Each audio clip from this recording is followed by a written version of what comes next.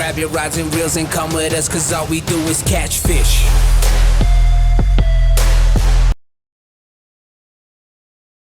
All right, so I'm sitting here with the fishing coach, Jimi Easterling. Jimmy, how's it going? It's going great. I've had a wonderful day so far. Been on the water. I told you I was on the water this morning, did a 3-hour trip. We caught 30 fish, had a blast. Oh, shoot, you And then froze on me. Can you hear me okay? Yeah, I can hear you. Can you hear me? Yeah, we good? I need to say, I need to Yeah, I start can hear over. you. You good. Okay, I need to start over. Yeah, start over. We'll edit that stuff out. Yeah. All right. No, man, I'm doing good today, man. I've already been on the water. Went out there for 3 hours, and we had a blast of a trip. Caught 30 fish, and now here I am with you on the podcast. I appreciate you having me on. Oh, my pleasure, man. Thanks for coming on. So you went fishing for 3 hours already, man. You got an early start. Yeah, I normally start my trips like 8 or 9, but today I was like, let's get out there at daylight. And man, we did, like I said, it's a 3-hour trip with a kid that I used to coach at my previous school before I went full time in the fishing business. And so I hadn't been in the boat with him in a while. So we had a good morning, and it was on a lake I'm very familiar with, and he's not. He lives 2 hours away from the lake, and we had a blast. It was Lake DeGray down here in Hot Springs. Good deal. So when I got in touch with you, I said I wanted you to give me some baits. And you say you had one bait for forward facing sonar, one bait without forward facing sonar. So we're going to get into that in a little bit. But before we do that, I want you to talk about the fishing coach, how it Yeah. got started, what's your goals, what is the whole channel all about? Yeah, so it's crazy. I coached for 12 years. I was a football coach, math teacher. I coached baseball, track, and I also was a high school fishing coach down here in Arkansas.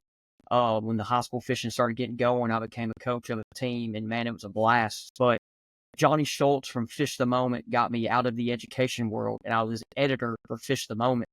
And as I was editor, I was first on his channel, which I was not good talking to a camera. I was very beginner, and that dude threw me on in the fire, like of a channel that was pretty successful and good. And then we started another channel, and during all that, he was like, man, we got to get your channel going. We got to get your channel going in your style. And I was a coach. And then we kind of, I always wanted to help people catch fish, but also I was a football, baseball coach. And then the fishing side, we kind of put it together. And Johnny with Fish the Moment is the fishing professor. That's kind of one of his nicknames.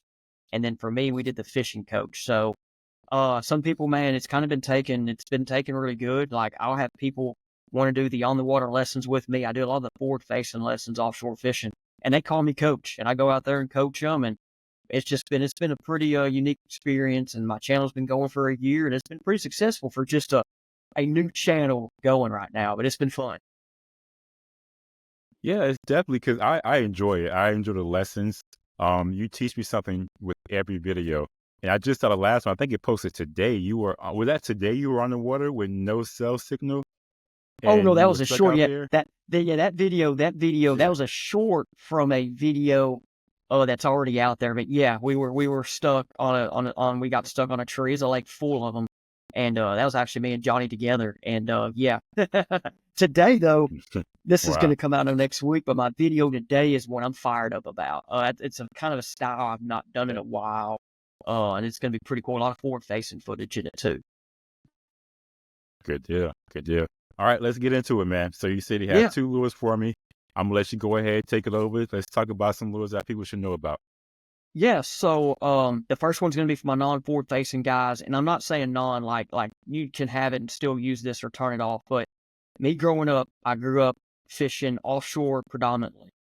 Then I moved to Southwest Arkansas, and there's some great offshore lakes down there to fish, but there's some good shallow water lakes. One of them is Lake Millwood, and it's a awesome lake in Arkansas. It has its ups and downs, but it's the closest thing to Florida we have. And I say that because I know you're in Florida. It's the closest type of water. A lot of muddy water, but there's clear areas as well. So I learned this technique there, and it's swimming soft plastic creature baits. So like a creature bait, like a brush hog, a creature bait, like I'm going to share here is a Z-crawl. Everybody hears about the Z-crawl, but you never think about swimming this. And I'm going to talk about this hook I have here because I do it a couple ways, but originally I'd have this on a 5/0 or 4/0 EWG, and I'd throw it in shallow grass. I'd throw it in shallow areas, and just reel it real slow and keep it right under the surface. There would be days when this dude would get more bites than a horny toad or would get more bites than a swim jig. And something about this, the rivets on the Z-Crawl, and I swim a bunch of plastics, so the Z-Crawl is my favorite. Something about the rivets, something about the crawls, it entices fish and it catches good fish. Now, but with that, like I said, I always did it with the EWG hook. And I'm throwing this in lily pads, guys, grass, open water, like, you know, it could be around spawning fish on them flats. Like, you know, my guys in Florida listen, I mean, this is where you're swimming a worm, the ultra speed worm, I'm swimming this dude. But one thing too is we've learned in the deeper lakes, you kind of need to add a weight to it, like a little 5/16 ounce weight or a 1/16. But then Johnny, with Core Tackle, Fish the Moment, he knew I was doing this and watched me. He came down and fished with me and watched, and he's like, I'm gonna make a hook that's diverse. So he created the Ozark rig hook, and it's that weight that's distributed right there, if you guys can see. And one thing it does is you can still flip this, and when you flip it, it doesn't go traditionally down. It goes in kind of a little, kind of a circle deal, but you can still swim it. But when you swim it and this weight's under this, it rolls. And everybody knows shaking that minnow is very popular right now. This rolls like it. So on our lakes with deeper grass, you could now throw this down, let it sink, and swim it instead of a swim jig. And that's something I'm going to be doing in the upcoming months on my deeper, clear lakes. But for my shallow guys, swimming a creature bait is something I believe people miss on. Good deal. Now, if you can, the Ozark rig has been blowing up all over the place. I can see it. Everybody's talking about it right now. So Yep. if you have a second, could you actually rig it on a Z-Hog or show everybody? Yeah. Because that's the question I hear the most is how do you rig it? Yeah, now this one was already in there. So there's two ways, okay? So this one was already on there. So one way to do it here, I don't have more Z-Crawls. One thing you guys know that the negative, I'll go ahead and say the negative people have with this is how it can tear up the plastics, but I use glue in the boat at times to keep them together. But there's two ways to do it, okay? So I do have a line on this already. Okay, so I have a line on it because that's just, it helps. And, you know, when you normally put this on, you have line there, but it helps when I'm doing it like in this scenario. So there's two ways. Way number one is you can put it through this originally, but that's what we've learned is not the easy way for all the plastics. Matt Steffen, who's done a lot of this too, he's done it another way. Now, this is a 1/4 ounce with a 4/0 hook, multiple sizes. I like the 3/8 ounce with a 5/0 as well. But what we have learned to do is you put that thing, and it can be a lot of different soft plastics, but you put it through it right there. So now it's like this, okay? And so you don't put it in the normal eye. You put it through there. You then put it up the hook. You get it to fit on there where it kind of goes. And then you put your hook through, your hook point through, and there we go. So it does take practice. But man, it's been a hook. The thing about this I like, and that's why I want to share it first. If you fish ponds, if you fish a lake, if you fish in a kayak, this is a tool you can use. And it's just something different the fish haven't seen. Now, my next bait in a minute we'll talk about is something that I won't throw unless I have a live scope. You know, so, but this is a pretty cool deal. I'm glad you asked me to show it. Good deal. Yeah, I'm going to have a whole conversation with you about the Ozark rig because I have a couple of ideas and suggestions and just thoughts, but I haven't used that yet. But I use something similar down here in Florida. So I do want to have a conversation. That's for another day. But, Yeah, okay, sweet. so you gave us one. So you got the Z-Hog and the Ozark rig. So what is the other bait you had in mind? The other bait. Okay, now this is for my forward-facing guys. And if you watch my channel, a lot, you know I talk about this lure. And this is something I've been on for 2 years, ever since I've been full-time. And the story behind it is when I went full-time, I fished a lot. I fished a lot before I went full-time. And when I started going full-time, I had a tough fall. And I was trying to make content, this and that, but then I started getting dialed with the live scope behind the scenes, and I wanted to get really, really good with it, and I wanted to teach people with it, and that's part of my channel is I do a lot of teaching with it. But then when I was doing that, I was like, what's a bait that I can use with forward facing that shows up well and catches big fish, and you can fish it differently due to forward facing? And I started writing down lures and stuff, and the one that came up that it became my favorite due to it is the flutter spoon. So this is just a giant, it's a 7-inch flutter spoon. It's a Dixie Jet towel, and there's a bunch of different flutter spoons you guys can throw. But the thing about this is we've learned is it attracts fish. It attracts fish. They might not always eat it, Like for me this summer, it's not been of a successful lure as it was the previous summer. Part of that is they ate it better in the evenings. And this year I've not fished much in the evenings, really any, because I have 2 kids, a 2.5 and a 9-month-old right now. And so I try to come home and help the wife, and that's just the life I'm in right now. It just is what it is. But this guy, from what I've learned, me throwing a glide bait and throwing this, I catch more fish with this because a glide bait attracts them. This does too. But you can throw this guy, do the live scope over brush piles. You can swim it over timber. I have a video on my YouTube channel where I caught fish in timber with this. Like I'm flipping this dude 30 foot out, letting it flutter down in timber, and I'm catching fish. If I didn't have live scope, you cannot do that. Like it just is what it is. Right. So that's the lure also I think people were missing. And you started seeing it this year in the elites and in the BPT guys throwing it. And it's going to keep getting something that they pick up on. And I see more and more people doing it. Good deal. Now, what is the power of a flutter spoon? I don't have much experience with a flutter spoon at all. Yeah. So what's the drawing power of it? Why does it work so well? Okay, so fish, as we've learned, they get attracted. Like you could throw a little bait down there and they might come after it. But when they see this, it pulls them to it and they get interested. And if you have a lake like where you guys are at, I mean, like I know your lakes are shallower and it's a little different, but y'all have a bunch of big bait fish. Y'all have bigger gizzards. Right. And I think sometimes this mimics crappie. And so I have lakes with a lot of crappie. And then fish eat this thing. Like there might not be giant bait fish, but there's crappie. It's like today, I caught a fish today on one of my lakes on a 5-inch fluke style bait. And I was in an area with no bait fish. And that's just the biggest. So if you have a lake with not bait fish, they see this big one and it's like, hey, here's 1 meal I can get.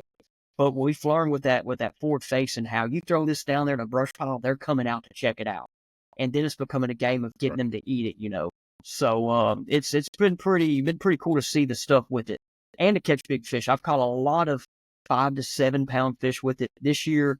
I've known of a kid that caught a 9.9, and that's in Arkansas. And there's been a couple other 8s. I've not caught the one over 8 yet with it yet. I've had some double digits. I got some on the wall, but I'm not with this yet. That's one of my goals. Hopefully soon I get it. Right. So what gear are you using with it? What rod and reel?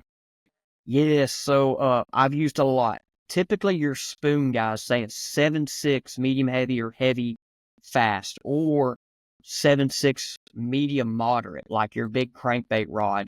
Depends on how you do the line setup too. So I go 7.8 heavy fast, and right now I'm throwing a 7.10 medium heavy moderate, and that moderate action kind of helps them with not throwing it like that giant crankbait.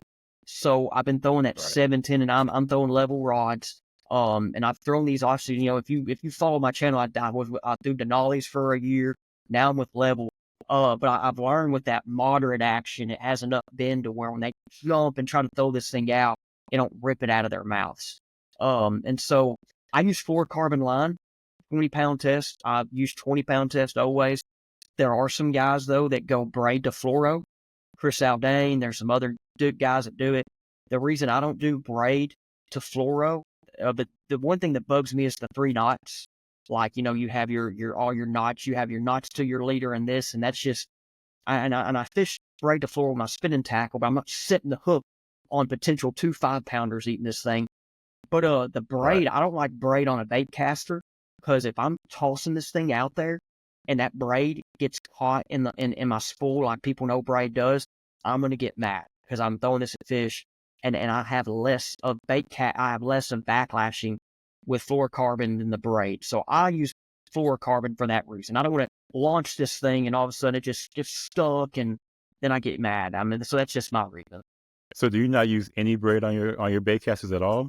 Is that what you're trying to say? I do. No, I do when I'm punching or throwing a frog, yes. But I just am very careful. But when I'm punching or throwing a frog, I'm not like seeing a fish right away on the scope and flip at it, I'm here, I'm thinking about it, I'm throwing, and the trick when you throw, you can turn your spool sideways and it slows it down due to gravity. So you might not get that kind of, that thing happening with braid. So I'm just saying for this scenario. But no, if I'm punching, oh yeah, we're using braid. Yeah, I was wondering. I was like, man, that's kind of tough. I couldn't live without my braid on my bait casters. There, not that much, so I get it. Mm-hmm. Good deal. Well, I don't want to stop all of this. We can have another segment with you, but I just Yeah. wanted to get a couple of lures for you. And you got two good ones.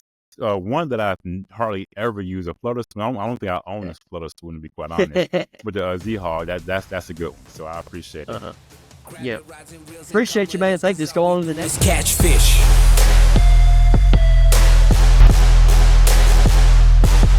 Catch fish. Grab your rods and reels and come with us, cause all we do is catch fish.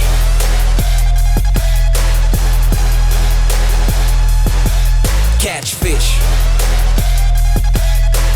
Grab your rods and reels and come with us, cause all we do is catch fish.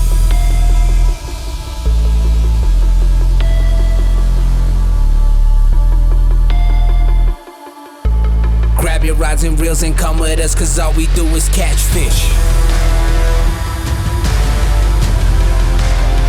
Cause all we do is catch fish. Grab your rods and reels and come with us, cause all we do is catch fish.